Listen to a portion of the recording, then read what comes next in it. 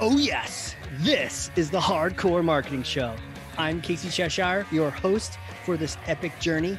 Today's show is sponsored by Ringmaster, on a mission to launch B2B podcasts that create relationships, generate revenue, and drive growth. Ringmasterlive.com. Bam. All right, the button has been pressed. The adventure is about to begin. I'm excited. Put your tray tables up. Let's freaking go. I can't wait to introduce my guest today. He's an absolute rock star. Well, who is he, Casey? What's he doing? Well, he's a B2B marketer, a leader, a content genius, a writer, a strategist, and a brand storyteller. All these things wrapped up, and we're going to be picking his brain, talking stories and media and content. Lots of things going on here.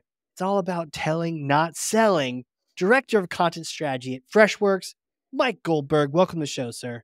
Hey, thanks for having me. Hell yeah. Let's freaking go, man. I can't wait to pass you this thing. It's heavy, but I know you work out, so here it comes. Okay, here you go. Thor's hammer. Go ahead, take that. You want to grab that? Yes. Oh, glad I went to the gym this morning. You got it? Oh, there we go. All right. Okay, great. So take Thor's hammer, smash for me some kind of marketing myth, bogus strategy, misconception, set the record straight once and for all. Yeah, sure thing. So the biggest myth that I'm seeing these days is that content marketers are just writers. That's all they can do. Churn out blogs, churn out white papers. But that is the farthest from the truth. You mentioned in that pretty wonderful introduction you gave me that I'm a storyteller. And that's what content marketers are. And that story is not just beholden to the written word. It's the visual word. It's the look, the feel. It's everything. Content marketers are not just writers. They're producers. They're producing all types of content, all different formats. So when I hear people say, oh, I'm looking for a content marketer that can write a 500-word blog, well, then you're looking for a blog writer and not a content marketer. Boom. Then you're looking for a blog writer. Okay. Talk to me about the origin of this myth. Why are people still wrapped up in this? Why are we in this old school mentality? Where does this come from? Well, I think everyone's still stuck on the word content, and everybody's been throwing that word around for so long, and it's kind of morphed and changed meaning so many times. I think probably the definition in the past month has just changed with the emergence of AI and, well, Gen AI and Chat GPT can write content. Well, that's great. Does it write it well? That's for other people to debate on another show. But right. I think just people just assume a content means writing. And in the early days, I think when marketers started to want to produce more content, they realized they can hire journalists to help do that. And don't get me wrong, I have a journalism background. I think journalists moving into marketing really created a big movement for marketing. It leveled up content production early on. But today, it's got to be more about than just writing a blog, like I mentioned, or an ebook. You've really got to think the whole gamut of how people are consuming media today. I hate to say, as a writer, people aren't reading anymore. People are just browsing and they're consuming video content. And a writer can tell a great story, but a content marketer today can take that story, boil it down, work with really smart video production people, and create a really great story and experience that jumps off the page. So, yeah, I think back to my original point, when you think content, people just go back to the original idea and this notion that it's just a writer or a journalist. It reminds me of like a Joe Rogan conversation where someone was saying that the book is always better. And, sometimes I will say that because sometimes the book just has more depth to it than the movie. But Rogan has this sort of comedic routine where he's like, no, it isn't. Like, did you just have elves running across your screen and you actually seeing things and you're entertained? It's like, it's way better seeing it. And I wonder if even that it's so much more even for the marketing space where, yeah, how many times do we talk to people like, yeah, I don't really read anymore. I'm on Audible. Or, I mean, if I'm reading though, it's like, it's hardcore fiction. It's not, I'm not here for, yeah, I Mhm. can't, business books are hard, man. They're just so stuffed with junk that it's hard sitting down in a sitting and just reading through one. Oh yeah, definitely. And in the B2B space, there's so much there's so many people fighting for one person's attention and they're getting so much thrown at them. Like, so how are you going to break free? Like, of course, when it comes to long form fiction, and I'm going to read Stephen King, but when I'm looking to buy a service or solution, I don't want to read long, boring stuff where everyone's just trying to sell me. So it's really about like breaking through, getting their attention, and I think you need to do that visually more so. And, it's interesting because I've also experienced the opposite of that where I'm trying to get an answer for something and then Google's like, well, here's a video to get your answer. I'm like, Mm. I don't want to sit through, hey guys, hit smash like and subscribe. Here's my silly intro. Like I just want to your point, browse and get that summary, that answer in that case. Mhm.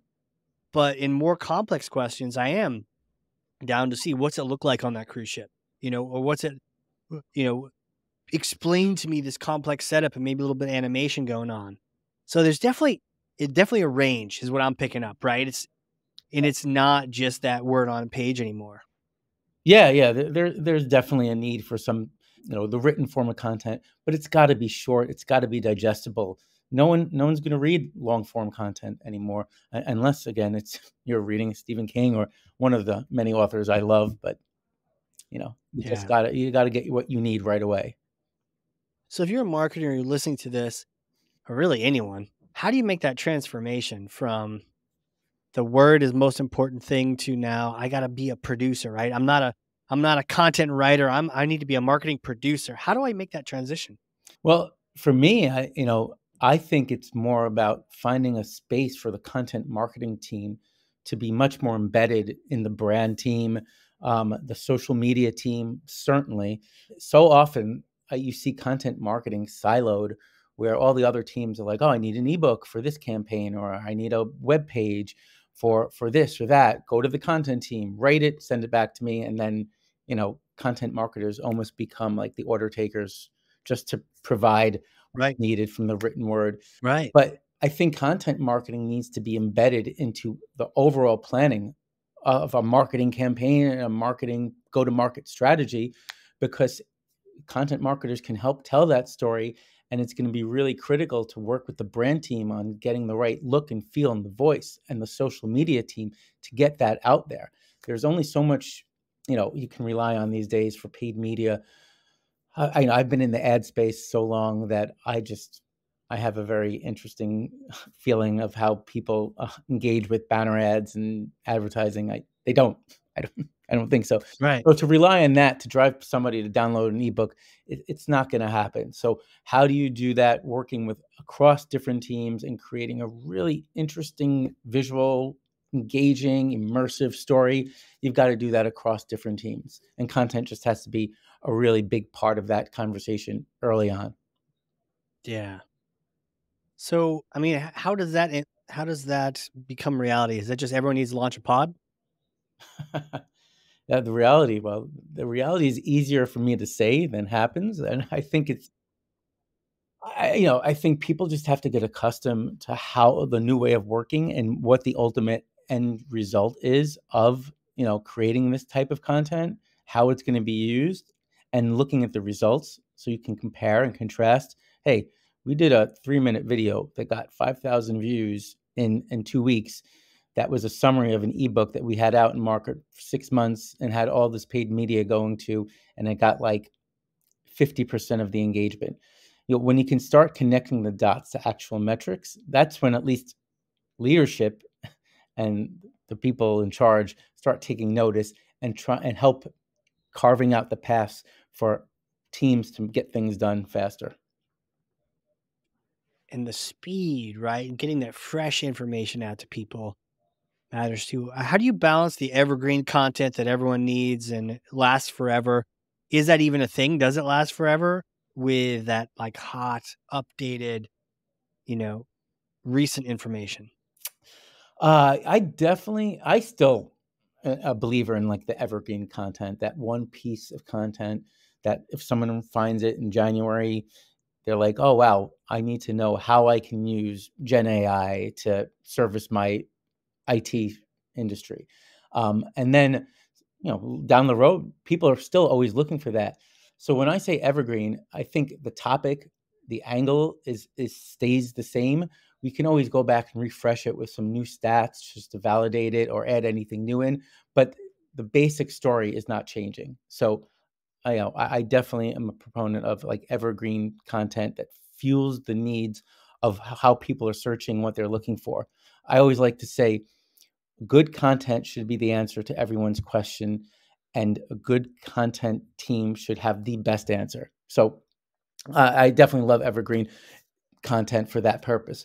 But getting in on the latest trends and stuff, it's hard. You want to have a unique perspective on something before anyone else does, and I think it's easier, honestly. It sounds harder, but it's easier to create a couple of videos and put them on your social channel to get that out there right away than going through the process of writing, drafting, reviewing, copy editing, publishing. And by the time that actually makes it out, oh, then you're outdated. So, Yeah. yeah, that's the kind of balance I have between both approaches.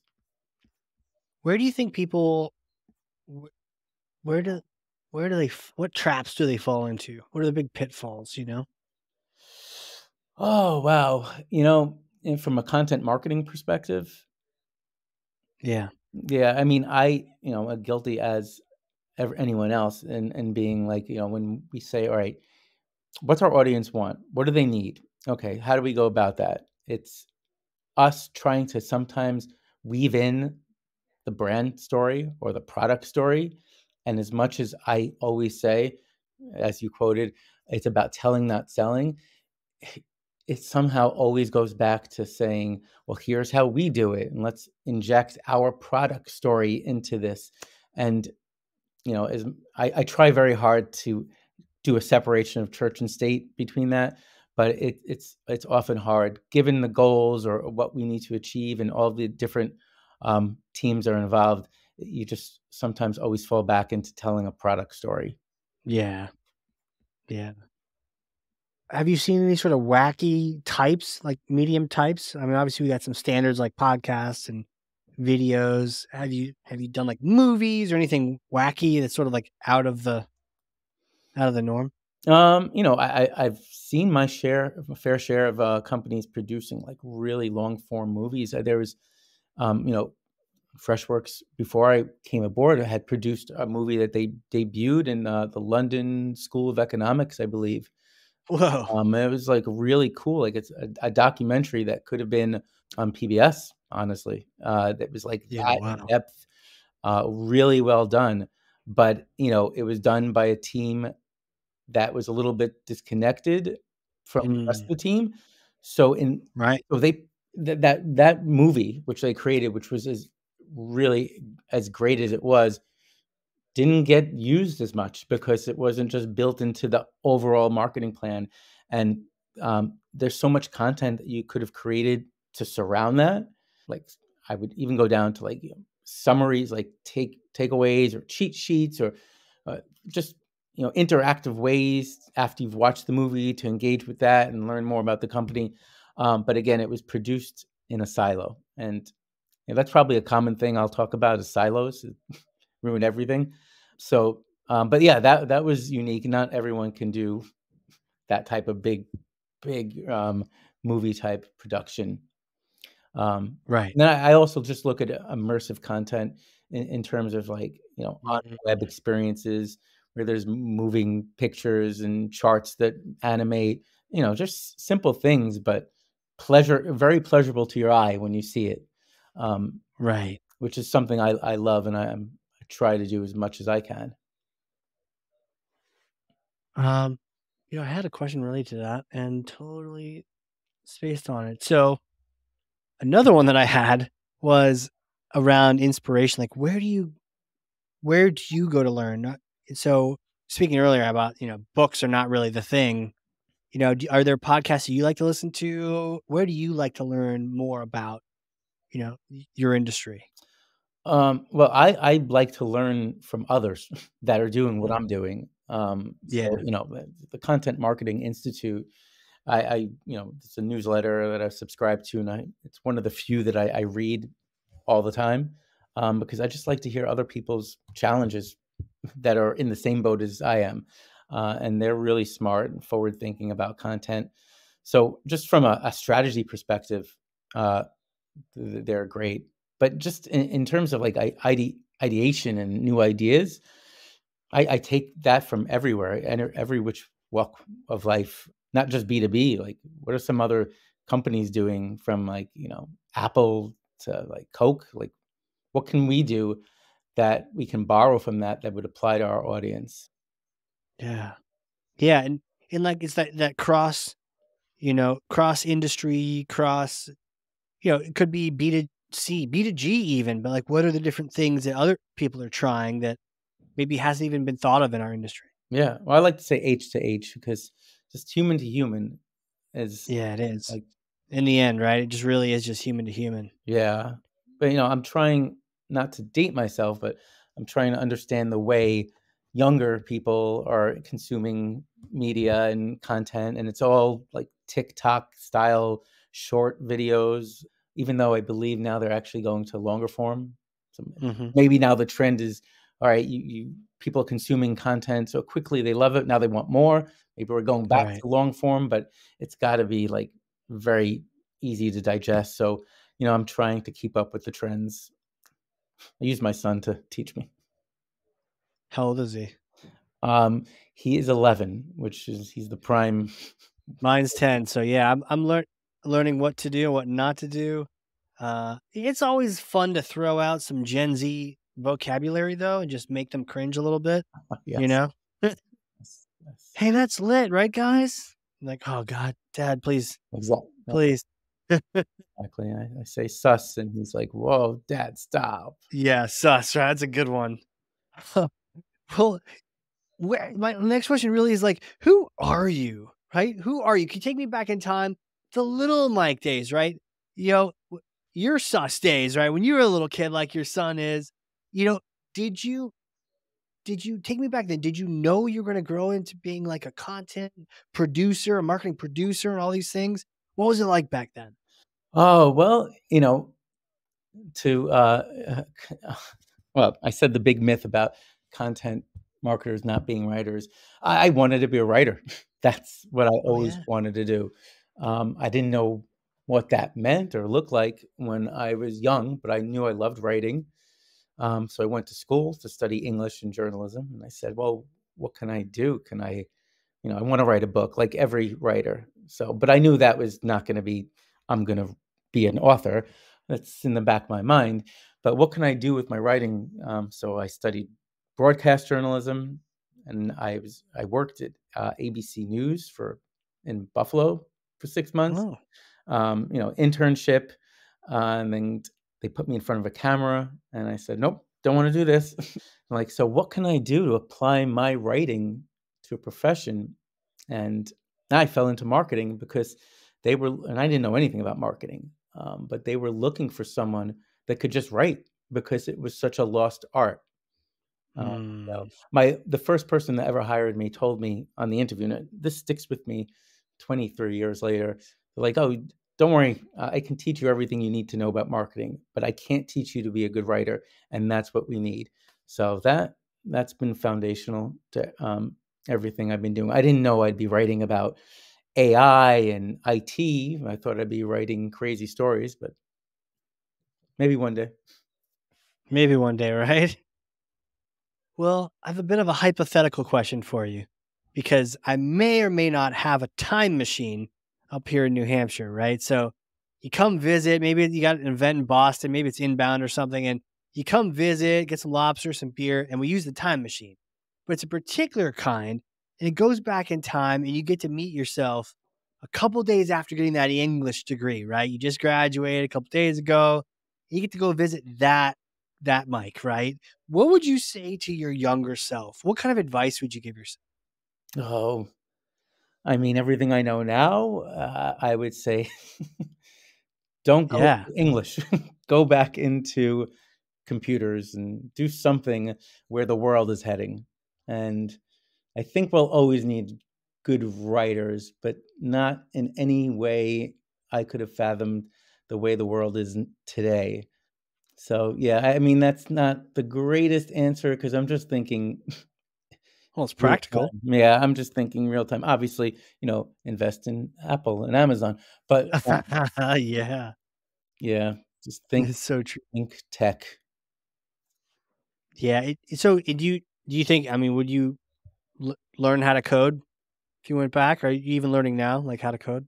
Um, I'm not learning now, because from what I hear, AI can do that too. But, Right. So that's the um point. right? Yeah. But if I could learn something in terms of machine learning and training data, if only I knew, but Yeah. Huh. I'm thinking of teaching my son Python. right. Uh, and I never learned that either. It's funny, like some of I learned like basic back in the day. They don't even do that anymore. Like it's not even a language that's so like, okay, I guess we both need to learn Python. Um, Until that but gets what's that? replaced with the next. That gets replaced. Yeah. Yeah. But there are a lot of other apps that are like, oh, we'll teach your kid how to do this silly language that doesn't even have code. It's just a bunch of squares moving around. It's like, all right, we don't need like 2-year-old coding. Let's roll up our sleeves here. But yeah, it's always interesting to think about having some sort of technical background to understand the developing tech going on around you, or somehow getting a hold of it, or getting a handle on it. Sure. So awesome, man. Hey, if people want to reach out and connect and with you or learn more about what the company you're at, where do you want them to go? What URLs, what social apps, where are you at? Well, if anyone's listening to this that's in IT or customer service, they should learn about Freshworks, Nice. where I'm helping drive content. So, freshworks.com is there, and a very up and coming SaaS platform. So, it's been a really exciting time for me to be there the past year. Personally, it's just my LinkedIn. I have my website where you can Mike Goldberg B2B.com, where I throw everything I've ever written on there. Wow, everything you've ever written is on there. Everything. Well, everything B2B. Right. I gotta check that out. And then if you were to write a fiction book, what genre would it be? Horror. Horror. Wow. Oh, that's right, because you mentioned the Stephen King and everything like that. Okay. Yeah, yeah. Cool. And is there one in the works? There's always one in the works. Totally. There is always one in the works. It's in the works, as I've been saying for years. Life of a writer. And now a producer, content producer, marketing producer. Sick, man. Well, Mike, thank you so much for coming on here, talking story with me, you know, battling out the AI and the different kinds of mediums and different things we can publish. I really appreciate it. This has been great. Yeah, no, this was fun. Thanks for having me again.